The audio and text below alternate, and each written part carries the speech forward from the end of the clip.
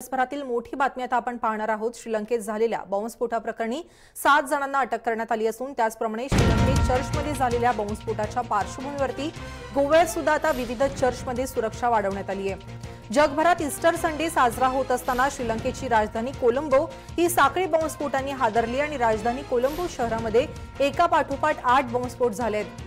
3 church आणि 3 हॉटेलमध्ये लागोपाठ 8 बॉम्बस्फोट झाले असून ईस्टर संडेच्या दिवशी झालेल्या स्फोटामधील आता मृत्यूचा आकडा 207 वर पोहोचलाय। या मृत्यूचा आकडा आणखी वाढण्याची शक्यता सुद्धा वर्तवली जाते तर 400 पेक्षा अधिक जण यात जखमी असल्याचं वृत्त आहे। मृत्यूमध्ये 35 जे विदेशी नागरिक आहेत त्यांचा सुद्धा समावेश आहे आणि दरम्यान सोशल मीडियावरती श्रीलंका सरकारने आता बंदी घातली आहे तर दुसरीकडे श्रीलंकेतील साखळी बॉम्बस्फोटानंतर मुंबई पोलिसांना सतर्क राहण्याचे आदेश देण्यात आले आहेत।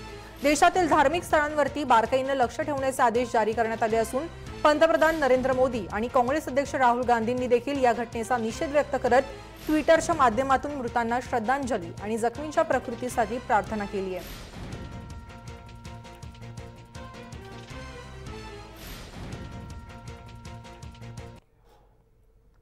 तर श्रीलंकेत कोणत्या ठिकाणी बॉम्बस्फोट झालेत आणि या खळबळजनक घटनेचा घटनाक्रम नेमका काय होता आपण पाहूयात ग्राफिक्सच्या माध्यमातून। तर श्रीलंकेची राजधानी कोलंबो शहरामध्ये सकाळी 8 साखळी बॉम्बस्फोट झालेत। आपण पहिला स्फोट बघतोय कोलंबोच्या सेंट अँटनी चर्च या ठिकाणी पहिला स्फोट झालाय। तर कोलंबो शहराजवळ नेगोग्मो परिसरातील सॅटस्टियन या चर्चमध्ये दुसरा स्फोट झालाय। कोलंबो शहराच्या पूर्वेकडील बाट्टिकालोआ चर्चमध्ये तिसरा स्फोट झालाय तर चौथा स्फोट हॉटेल शंग्रीला मध्ये झाले।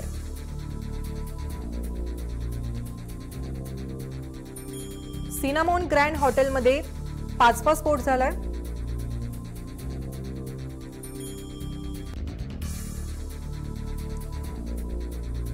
द किंग्सबरी हॉटेलमध्ये 6वा स्फोट झालाय।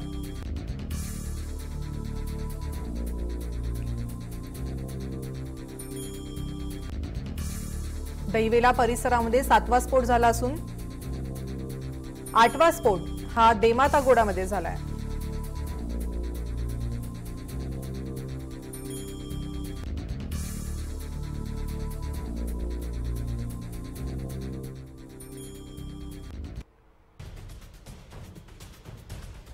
तर एकंदरीत श्रीलंकेमध्ये आज जे साखळी बॉम्बस्फोट झालेले त्या संदर्भातील अधिक वृत्त आपण जाणून घेणार आहोत आमचे इनपुट हेड विनोद राऊत यांच्याकडून। विनोद सर, काय सांगाल? श्रीलंका सकाळीच आज साखळी बॉम्बस्फोटाने हादरलेले आहे, आता 7 संशयितांना ताब्यात घेण्यात आलेले आहे, का अधिक माहिती आहे? शैलजा, श्रीलंकेमध्ये एका तपानंतर म्हणजे एका दशकानंतर 10 वर्षानंतर एवढा भीषण बॉम्बस्फोट कोलंबो वासियांनी अनुभवलेला आहे। बॉम्बस्फोटाचं जे भीषणता आहे ते जर लक्षात घेतली तर या स्वरूपाचे बॉम्बस्फोट आपल्याला सिरिया, इराक आणि काही ज्या मोठ्या इस्लामिक दहशतवाद्यांनी जे घडवलेले आहेत तिथे आपल्याला बघायला मिळतं। मात्र श्रीलंकेमध्ये गेल्या 10 वर्षापासून जरा शांततेचं वातावरण होतं, त्यामुळं आता जो बॉम्बस्फोट झाला आहे तो रोमन कॅथोलिक जी कम्युनिटी आहे श्रीलंकेची, 6% पॉप्युलेशन आहे या कम्युनिटीचं श्रीलंकेमध्ये, त्यांना मुख्यत्वे टार्गेट करण्यात आलं होतं। त्याही पुढे जाऊन जे 3 बॉम्बस्फोट झाले हॉटेलमध्ये, जे 5 स्टार्स हॉटेल होते कोलंबो मधले, मुख्यतः विदेशी जे पर्यटक आहेत त्यांना टार्गेट करण्यात आलं होतं। या बॉम्बस्फोटामध्ये जवळपास 260च्या वर जण ठार झालेले आहेत, यामध्ये जवळपास 38 परदेशी विदेशी नागरिक आहेत। त्यामुळं याचं जे टार्गेट होतं मुख्यत्वे ते target Catholic community, Roman Catholic community होती हे स्पष्ट झालेलं आहे।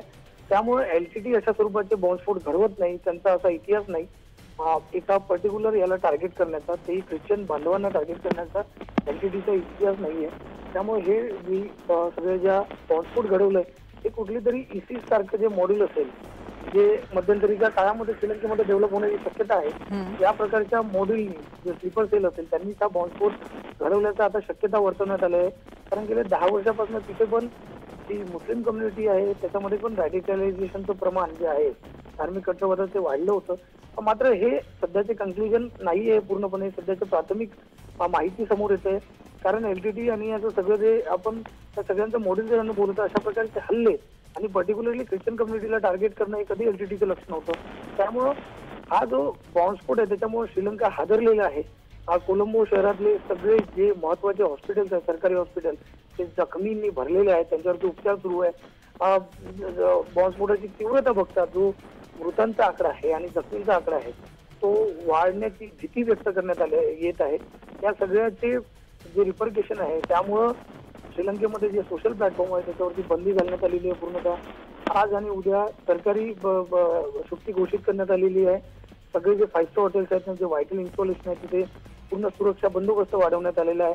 त्यामुळे श्रीलंकेमध्ये अनेक वर्षानंतर या प्रकारचा तीव्रतेचा बॉम्बस्फोट श्रीलंकांनी अनुभवलेला आहे. त्यामुळे आपली जे पीस आणि शांती होती जे 10 वर्ष मेंटेन झाली तिथं कुठेतरी हादरा बसलेला आहे. आणि या श्रीलंकेचा हा ब्लडीड एकदम रक्तरंजित आपण रविवार म्हणू शकतो. शैलजा, नक्कीच धन्यवाद विनोद राऊत तुम्ही दिलेल्या सविस्तर माहितीसाठी.